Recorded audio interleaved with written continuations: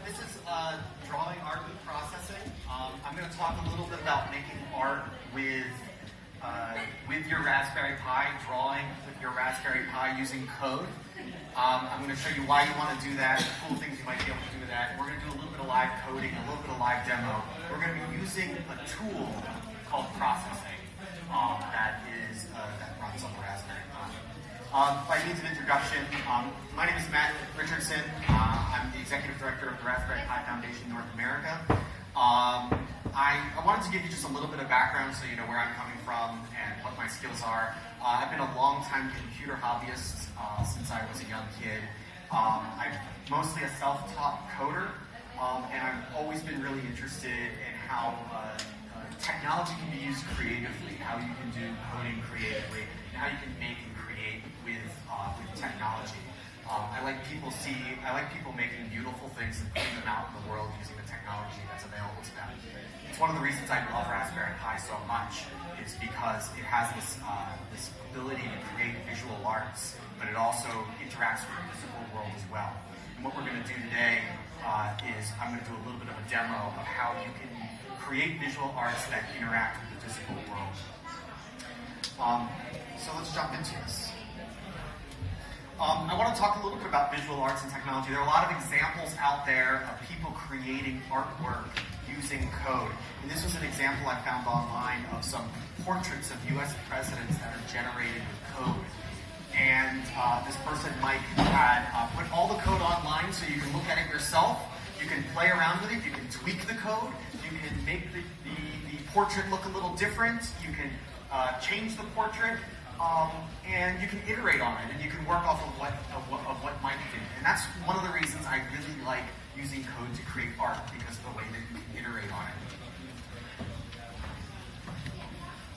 I also like visual arts and the way technology and arts work together, because technology allows artwork to be a little bit more dynamic. It allows things to move and change, either by day or by time or by temperature. You can use sensors like cameras, buttons. It can detect motion, and it can respond to touch. That makes artwork much more tangible for the viewer, and it engages the viewer a little bit more. And maybe it's also a little bit of fun for the viewer, which I think is a great way to make artwork more engaging. You can also take data and turn it into art, and I've seen a lot of great examples out there. Many times you want to use art to sort of call attention to an important subject.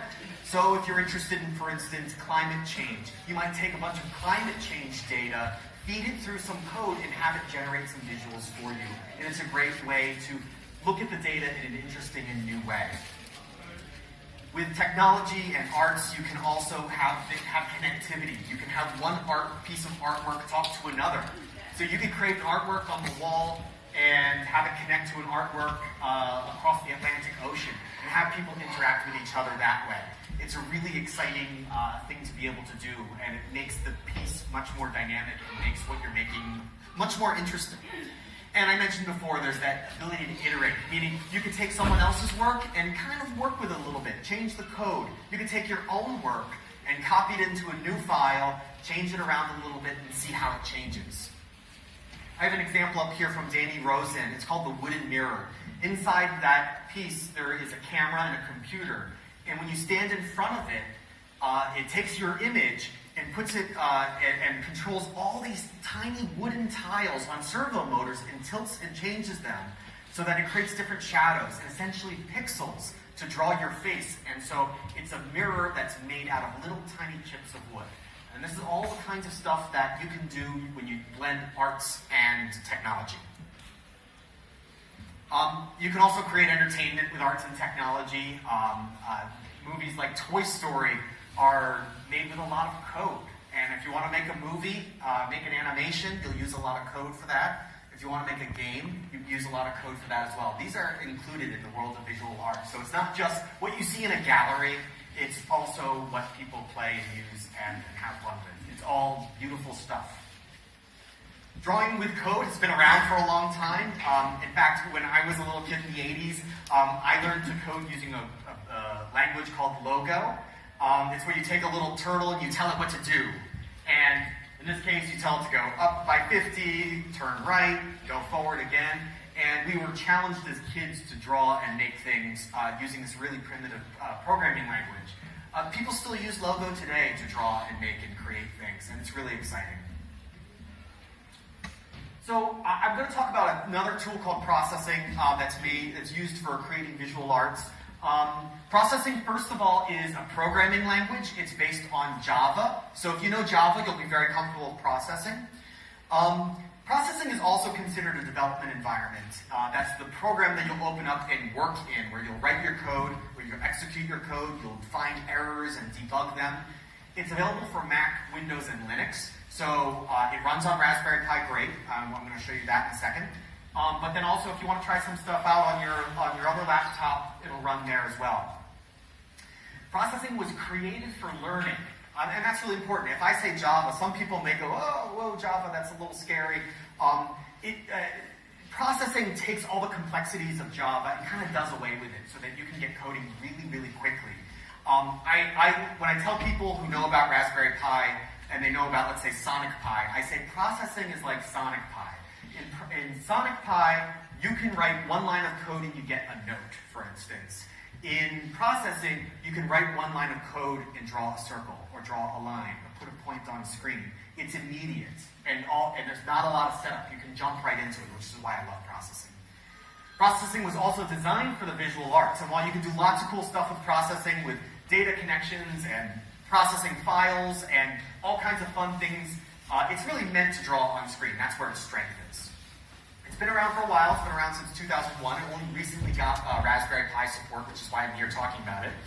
And it's a free piece of software. It's supported by the Processing Foundation. Processing Foundation is what funds the development of it, and so they seek donations to continue the development of processing. And one thing I really, really, really like about processing is that on Raspberry Pi, you can use the GPIO pins natively, so that your visual arts can interact with the buttons and switches that you hook up to it, or you can control motors and relays. And I think that's really exciting, because just maybe 5-6 years ago, if you wanted to do something visual on screen and have it interact with something physical, you would probably have to connect it to a microcontroller like an Arduino, and get that Arduino to talk to processing on a computer. And then you've got a computer involved, you've got the serial connection, and these things have to talk to each other back and forth, and it got really complicated. And what I like about processing on Raspberry Pi is that all those things can be controlled in one bit of code. You don't have two different systems, you don't have two different bits of code. I really like it for that reason a lot. Everything I'm going to talk about is all available online. We have a resource on the Raspberry Pi website. If you go to raspberrypi.org, click on resources, there is an introduction to processing. Everything I'm showing you here is available there, so don't worry too much about writing things down or anything. It's all based on that. I want to point out one little thing, and this is also covered in the resource, is that installing Processing 3 is a little different than installing other things on your Raspberry Pi. Usually you do sudo apt-get whatever. It's not available on apt-get. There's a little bit of technical problems that need to be solved first. But there is a one-line command that you can paste into your terminal that will install processing and get you up and running, no problem. You can also go to processing.org and download a pre-built Raspbian image that has processing installed already. I know that there is a strong desire for them to get processing into apt-get, but there's some technical issues that they need to kind of work on, and we're helping them get through. One little thing is that if you do get into processing, this relates to the sort of technical issues that they're working on. There's one little quick thing you might need to do. If you get a weird error and it's totally unexpected, a little warning may come up. There's just one little extra command you may have to put in there that changes over some graphics drivers. A reboot will get you going again, and you'll be good to go. So let's see here. I'm going to boot up processing. Let me click out of here. By the way, this presentation's all been running on a Raspberry Pi. This is processing running on a Raspberry Pi. So this is what the processing IDE looks like. And by the way, after you install it, you'll just go up to the Raspberry menu, go to Programming, and it'll be installed right there. You all see that okay? So does this IDE look familiar to anyone at all? What does it look like? Looks like Arduino. So Arduino's IDE is actually based on Processing's IDE. Processing, as I said, has been around since 2001. So if you're familiar with the Arduino development environment, you'll be very comfortable in processing's development environment as well. So you have the spot here, you can see that, right, my pointer, where you write the code, you've got your code line numbers here. Down here is a little console and errors section where you'll see errors or you can output things to the console. And then you just have a play and stop button. And you can run your code, you write your code and run it. One thing I do want to point out is you see it says Java over here.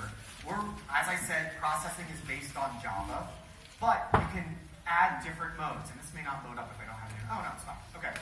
One thing I did want to point out, I know those of us in the Raspberry Pi community, we love Python. There is a Python mode for Raspberry Pi. So if you're more used to Python, you can download this mode and then you can use Python code, and it pretty much works just the same. I haven't tried it out completely, but I did look through the documentation a little while ago, and they've translated their entire manual into Python as well. So if you're a little bit more comfortable in the world of Python, just add that mode to it, and everything works as you expect, as I understand it. So let me get out of here. Okay. So let's try. I promised you that you could write one line of code and draw one thing. So I'm going to write one line of code while I'm sitting here. Start with the line function. 0, 0, 100, 100. Let's see what happens before we kind of dive into this. And hit run. A window pops up, and we have a line going across the window. So what's going on here is that we've said draw a line, start at the x position 0, the y position 0, and end at the x position 100 and the y position 100. So you have a coordinate system here. It's like a bit of graph paper where 0, 0 is up here in this corner, and 100, 100 is down here in this corner. Now that's not very big, so let's try to make this a little big, make the window a little bigger. There's a function called size. There we go. And then let's make the window 500 pixels by 500 pixels. 500. And let's just run it again. There we go. Now we have a much bigger window. See what we're doing? The great thing about processing is that you just keep coding and you play and you hit play and it reopens the window. You just keep trying and trying. That iterative ability that lets you write a bit of code, hit play, it opens up. Write a bit of code, hit play, opens up. Being able to iterate like that is really, really important to development.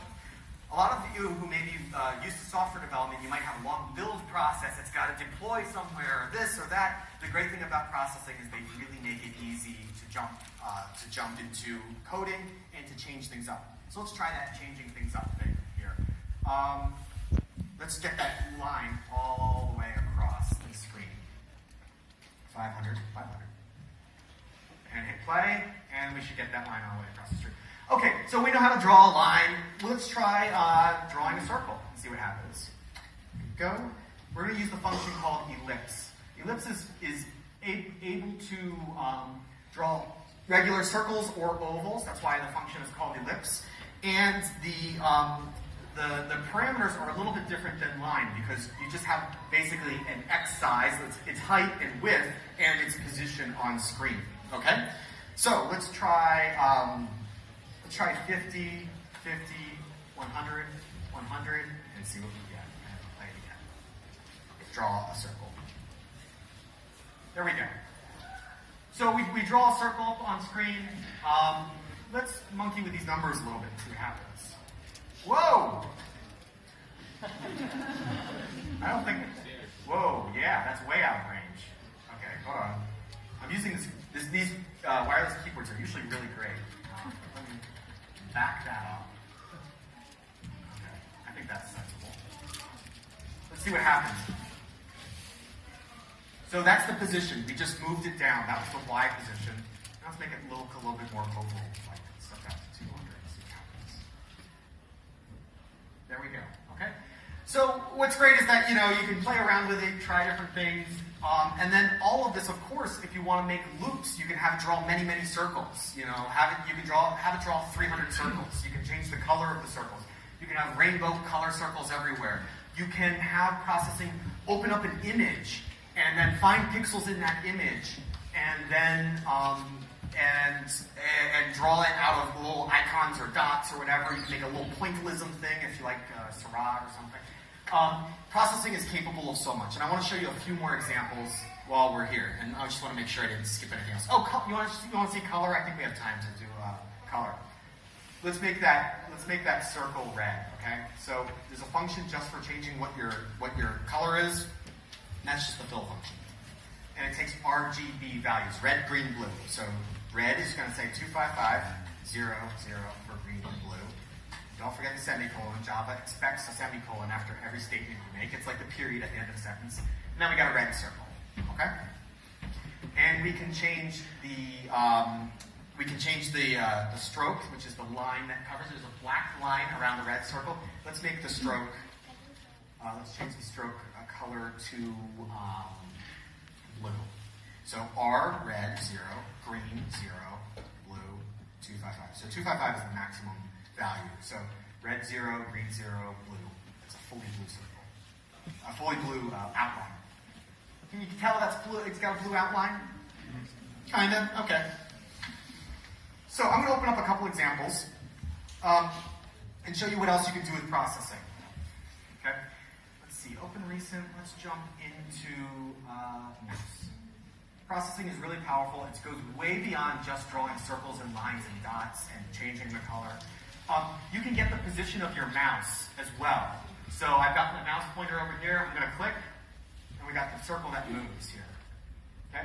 And these examples that are on the resource are meant to be really, really simple so that you can easily see how to get the mouse input, how to get the click, and then move the circle. Okay?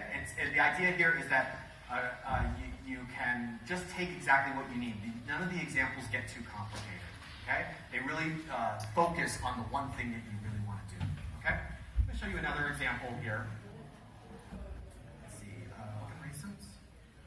These are the examples. The examples in this recent menu here that I'm going through are ones that are in the resource. And then I'm going to show you some more examples that are in processing's example library. Now, I'm going to open up this code and kind of step through it a little bit. Processing can do animation, and it does it actually quite well. You'll see something that might look familiar to those. I know there's some Arduino, people who are familiar with Arduino here. We have a setup function and a draw function. And just like with Arduino, the setup function is something that's run once at the beginning of your sketch, which is sketch is the program you write processing. And then the draw function, which is like the loop function in Arduino, is what runs over and over and over and over again. Okay? So in this example, we create an integer, a spot in memory called I. We set that value to 0. We set up the screen size to 500 by 500 pixels. And then we say, if I can get this all on screen at once, then we say in this draw function, this is what we're going to do over and over and over again. Set the background to blue. And then we're going to set the fill color of what we're about to draw to red. We're going to draw a circle using that variable I that we set up and set to 0. And that's what this I is right there. And that's Y position, by the way. And then we're going to update the variable I. Okay? Ignore this for a second, but we say, if we take the value of I and add 1 to it. And then what we're also doing is checking that if I is greater than the height of the window, just bring it back up to the top. Bring it back up to 0. So let's play that. Let's try this example, this animation example. So you have a falling drop going all the way down with just a little bit of code. What's great about Java, what's great about processing also, is that it's object-oriented. So you can define what a circle is like and what it does and what its colors are and how it acts, and then you can make 300 of them and make them all fall. And there's some great examples that show you how to use object-oriented programming so that you can create something and then make many, many copies of it. And I love object-oriented programming for the visual arts. It's an awesome, awesome thing. I want to show you all, before I get to kind of my final ta-da here, I am going to show you also some of the processing examples here.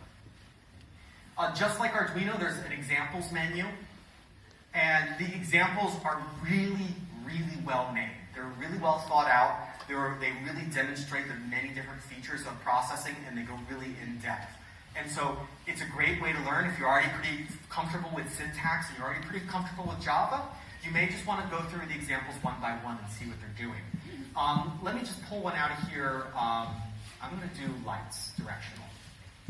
Okay? Processing also has powerful 3D capabilities. Everything we've done is 2D, X and Y. It also has 3D capabilities. If I bring my mouse over here, you can see I'm moving basically a light on two spheres. So it's a really powerful way to create 3D graphics. It works really well. It's 3D accelerated on the Raspberry Pi, which is really exciting and really awesome. Let's try another example here. I don't know. Let's see what reflection does. I don't know off the top of my head. Hopefully it'll run. Most of them run just fine. Okay, reflection. Let's see what happens when I bring my mouse over. Okay, so it looks like it's sort of changing the light source on that. Let's see. Let's read what it does. Let me just do that. Oh, I never put that. Specular reflection of, okay, so a material, like a 3D object may have a material and it'll change its reflection, and that's showing that off. Okay? Alright, so I did mention that processing is really great on Raspberry Pi because of its hardware capabilities and being able to interface with the pins on the Raspberry Pi. I want to show an example that's in the Processing for Raspberry Pi resource that is on our site here. Go to here, let's see, sketchbook, basic input. Okay. Let's look at this code really quick, and then I think I'll have some time for questions after I do this final example. So we import a library called processing.io. That's how we're going to connect to the hardware pins on the Raspberry Pi.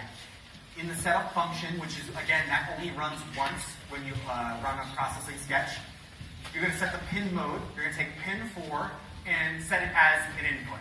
Okay, we're going to be able to read the value of that pin. Then let's step into the draw function and look at what we're going to do over and over and over again. We have an if statement. We're going to ask if the reading from that pin, pin 4, is high, then set the background to black. And there's the background function. Okay?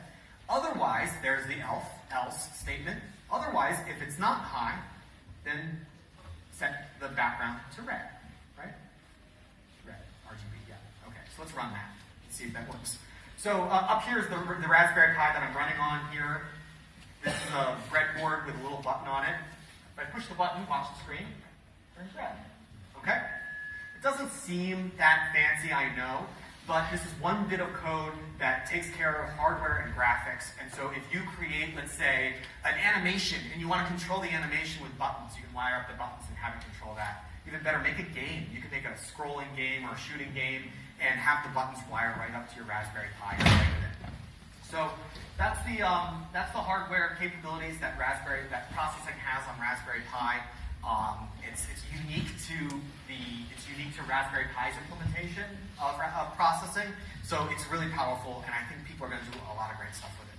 So thanks for watching. I hope you got a lot out of that. I hope you have a good introduction to Raspberry Pi. I do want to say before, if there are questions, I will take them.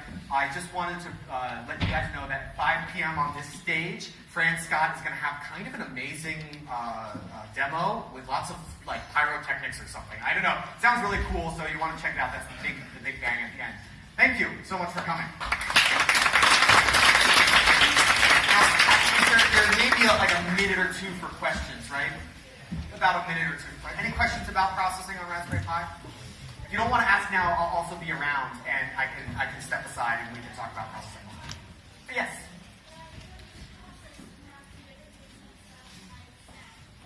The question was, does processing have the ability to play sounds? Yes, it does. There's a whole library, and there are examples in there as well. Great. Thank you so much for coming. Have a great day.